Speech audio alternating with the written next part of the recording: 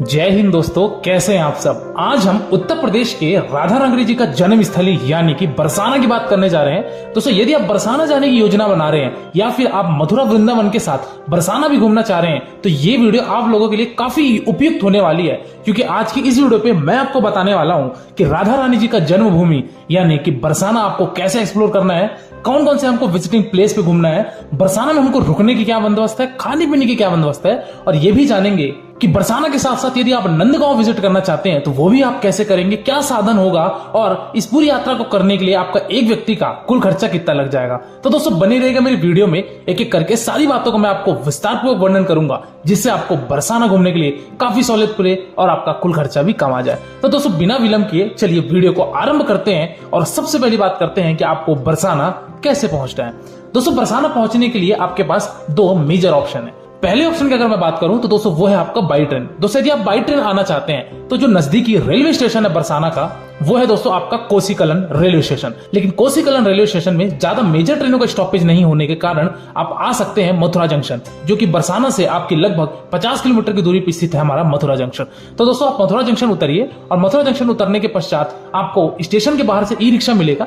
E rickshaw से आप वहां पे 1 किलोमीटर पे बना हुआ है मथुरा का बस स्टैंड, वहां बस स्टैंड आइए और बस स्टैंड से आपको डायरेक्ट बस मिलेगी बरसाना के लिए, यानी कि मथुरा से आपको डायरेक्ट बस मिलेगी आपको बरसाना के लिए, और आप बरसाना के पहुंचेंगे बस स्टैंड, और बस स्टैंड पहुंच के आप अपनी चीजें एक्सप्लोर कर सकते हैं। वही अगर आप मथुरा वृंदावन घूम रहे हैं या वृंदावन से बरसाना आना चाहते हैं तो यहाँ पे आपको Uttar Pradesh road transport corporation की एसी बस भी मिलेगी, जो कि आपको वृंदावन से डायरेक्ट आपको बरसाना ड्रॉप करेगी, और उसका किराया होता है लगभग आपका 70 रुपए पर पर्सन। तो दोस्तों ये भी आप ऑप्शन चुन सकते हैं यदि आप वृंदावन घूमने के बाद आप बरसाना जाना चाहते हैं।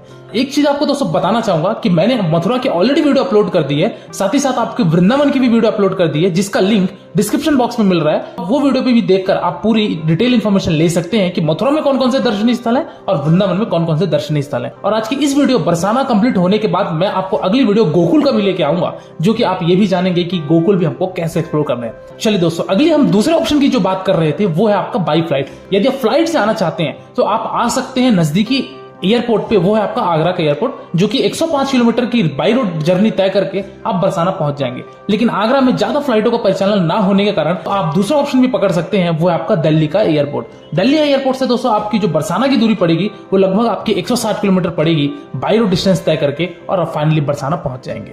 तो चलिए दोस्तों बात करते हैं कि हम बरसाना पहुंच चुके हैं या फिर हम बरसाना के बस स्टैंड पहुंच चुके हैं, अब हमको दर्शन करने के लिए हमको कैसे जाना है। बरसाना दोस्तों फेमस है हमारे राधा रानी जी का जन्मभूमि, राधा रानी जी के माता पिता का घर, और वहां पे जगत गुरु कृपाली महाराज के द्वारा बनाया गया राधा जी के माता जी यानी कि कीर्ति मंदिर भी वहां पे निर्माण किया गया है। तो वो मंदिर में भी जाके हम विजिट करेंगे और इसके पश्चात हम नंदगांव विजिट करेंगे। तो दोस्तों बरसाना बस स्टैंड से आपको लगभग 1 किलोमीटर की दूरी पे स्थित है हमारा राधा रानी जी का मंदिर, जो कि काफी ऊंचाइयों पे बना हुआ है। तो बस स्टैंड से दोस्तों आपको ई रिक्शा मिलेगी। ई रिक्शा वाला दोस्तों आपको राधा रानी जी का जहां से हमको सीढ़ियां मिलेगी, क्योंकि आपको लगभग 250 सीढ़ी चढ़ के ऊपर जाना पड़ेगा, तो वहां पे उतारेगा और 10 रुपए वो चार्ज लेने के बाद आपको राधे राधे कहते हुए आपको सीढ़ी चढ़ना शुरू करना है। सीढ़ी दोस्तों आपको लगभग 250 सीढ़ी चढ़नी पड़ेगी, और 250 सीढ़ी चढ़ने के बाद काफी ऊंचाइयों पे आप पहुंचेंगे और वहां पे हमारे लाडली जी का मंदिर यानी कि माता श्री राधा रानी जी का यहाँ पे जन्मभूमि यहाँ पे बनाया गया है। तो दोस्तों आप मंदिर में विजिट कीजिए। यहाँ पे हमारे सामने आप देख सकते हैं राधा रानी जी का स्टैचू है। राधे राधे कहते हुए आप लाडली जी के दर्शन कीजिए, मत्थे टेकिए, अपनी मनोकामनाएं मांगिए, और मंदिर के सामने ही यहाँ पे बहुत बड़ा सा प्रांगण है,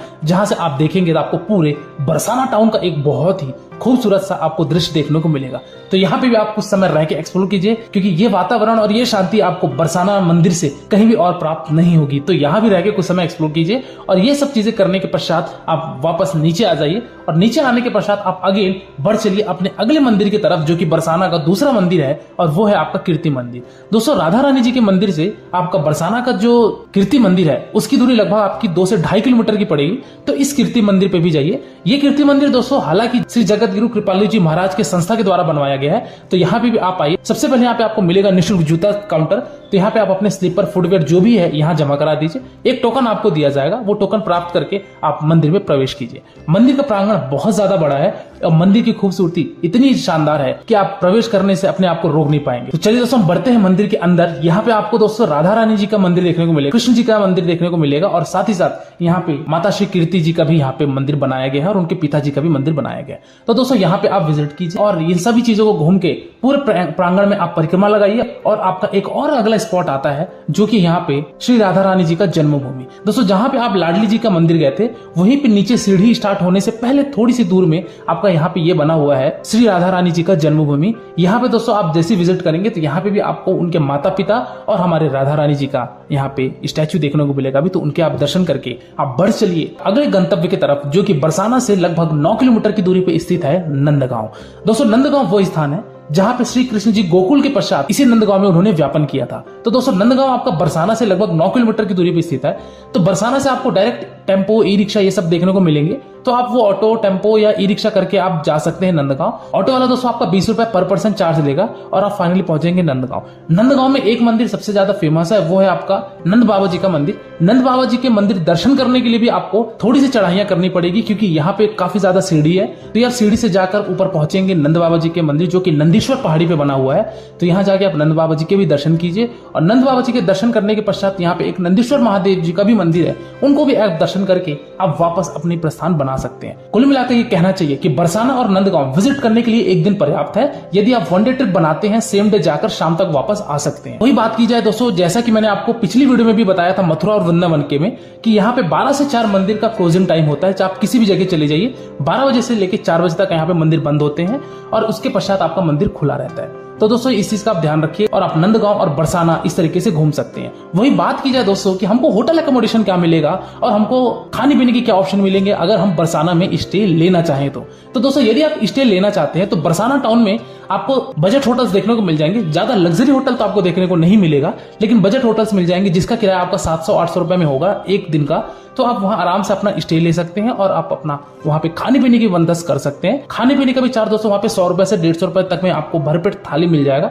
तो आप इस तरीके से अपना स्टे बना सकते हैं यदि आप बरसाना में स्टे लेना चाहते हैं तो। और अदरवाइज आप स्टे नहीं लेना चाहते हैं, आप डे ट्रिप करना चाहते हैं वृंदावन से या मथुरा से, तो आप अपना सुबह आइए और शाम को आप निकल जाइए। एक चीजों का आप विशेष ध्यान रखिएगा, यदि आप डे ट्रिप बनाते हैं तो कोशिश ये कीजिएगा कि वृंदावन से या फिर मथुरा से आप अर्ली मॉर्निंग निकलिए, यानी कि 6 बजे 7 बजे तक आप वहां से प्रस्थान कर जाइए और आप बरसाना 2 घंटे में पहुंच जाएंगे। 9 बजे से लेके आप शाम तक पूरा एक्सप्लोर कीजिए बरसाना को, नंदगांव को, और ये करने के पश्चात आप अपनी अपनी वापसी ले सकते हैं। हालांकि रास्ते में दोस्तों आपको गोवर्धन भी पड़ेगा, तो यदि आप चाहें तो गोवर्धन पर्वत की परिक्रमा भी कर सकते हैं, जिसको कृष्ण जी ने अपनी छिंगी में उस पर्वत को उठा दिया गया था। उसी पर्वत का नाम है गोवर्धन पर्वत, जिसकी परिक्रमा करने में आपको 3 से 4 घंटे भी लगते हैं।